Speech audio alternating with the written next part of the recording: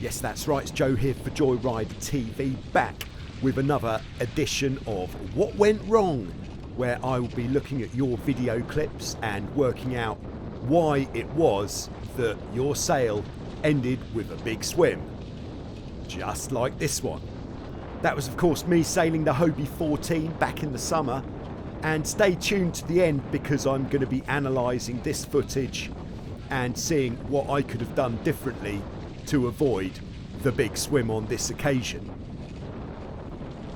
So our first contestants this week are Bob and Tom, who are sailing on La Ganguille in France near Toulouse.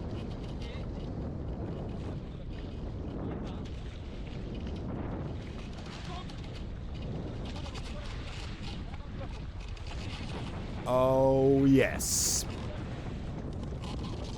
So let's take a look and see what exactly happened there. As we back this up, I'm just going to take a moment to acknowledge this superior looking telemetry that the guys are using. We'll start off by taking a look at the jib. We can see that the windward jib sheet is tight and even pulling the jib over a bit. That could either be because the jib sheets are a bit too short, or they're just too short to have the jib travellers out on both sides. Now you can actually see that the jib traveller on the side in use isn't all the way out, but the other one is, so they should have been switched over beforehand.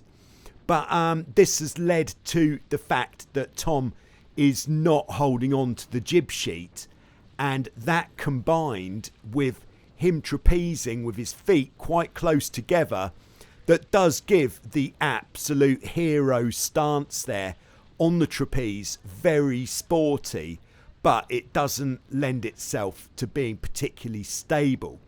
So all it took was, as we can see on the telemetry here, the speed to increase by under a knot.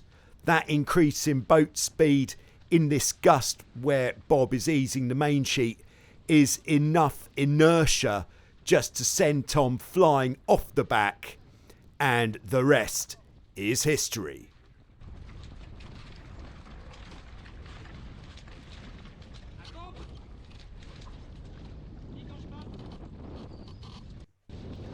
We're now on board with Steve on the Nacra 17, single-handed, sailing off Redondo Beach, California. Looks like a good day for a sail. And oh dear, some gear failure has led to the early swim. So let's back this up and take a look at what failed, causing that swim. So let's pause this for a second and have a look. So it's not the trapeze line itself that's broken, it is the rope on the adjustment gear that broke, causing Steve to go overboard. Really showing off the curved foils on this Nacra 17.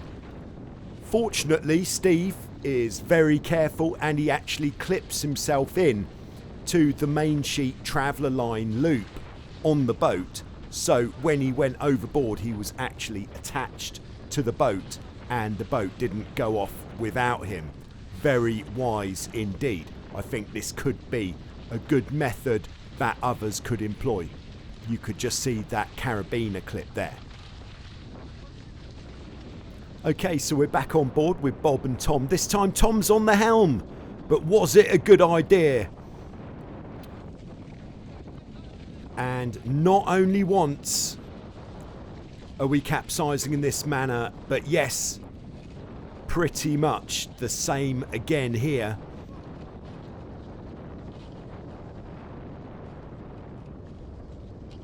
So, oh dear, too little, too late, it seems, easing the main sheet off. Unable to uncleat the sheet there. And then once the boom is in the water, then there's really not much you can do about it with trying to ease the sheet. Once the boom's in the water, the only thing you can really do, if you're lucky, is really wang it up into the wind, push really hard on the stick, but by the time the hull is flying that much, it's pretty much game over and you're swimming again. What we could suggest to avoid this from happening is either to sail with the main sheet out of the cleat so you're just holding it, or just practice get the main sheet out of the cleat so when it happens you know you can let the main off. But both times here it was when Bob came in off the trapeze, that's when the trouble started. So if your crew is coming in off the trapeze, perhaps it's worth uncleating the main before they come in so that you're ready for that extra healing force. Back to California, back on the Nacra 17 with Steve, now enjoying an absolutely sensational kite run. What could happen next? Oh my word, did anybody see the shoe? I think so. As Steve was coming down these waves, we can see there was quite a lot of steering going on. If you have a look at the horizon in the background, the way that it's moving, it really shows there's a lot of steering there, which unbalances the boat. What we have to try to do is let the boat settle and try to keep our steering really to a minimum, keeping it very subtle and very smooth at all times.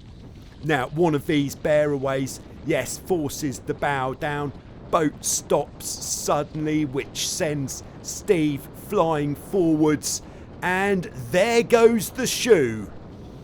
I think there's no chance of getting that back by the time Steve's dropped the Spinnaker and gone back round to look for it. That will be lost in action. Yes, we're back in France, where Bob is now out with Etienne, his son.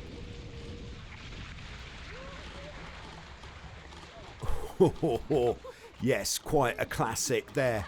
Let's take a look and see what happened.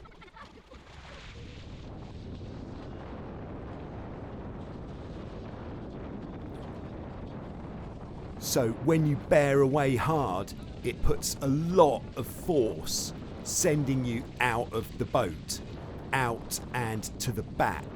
So if you're not ready to take that force, you can find yourself getting flung off the boat, off the windward side. So you could either turn slightly less aggressively or just brace using the tow strap perhaps to prevent getting sent overboard. But Etienne certainly found that quite amusing.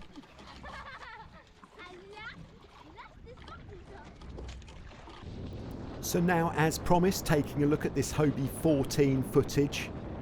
A very good breeze, really hanging off the back of the boat, so I certainly couldn't have got any further back.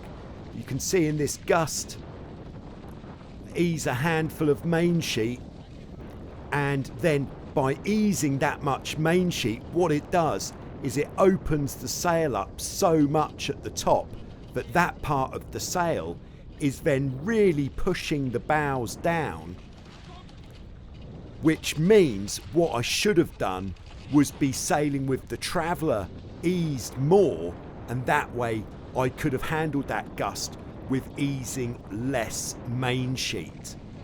But I think you've got to agree it was worth it for this solid gold pitch pole footage, which apparently people enjoy. Thanks very much. See you soon with some more on Joyrider TV.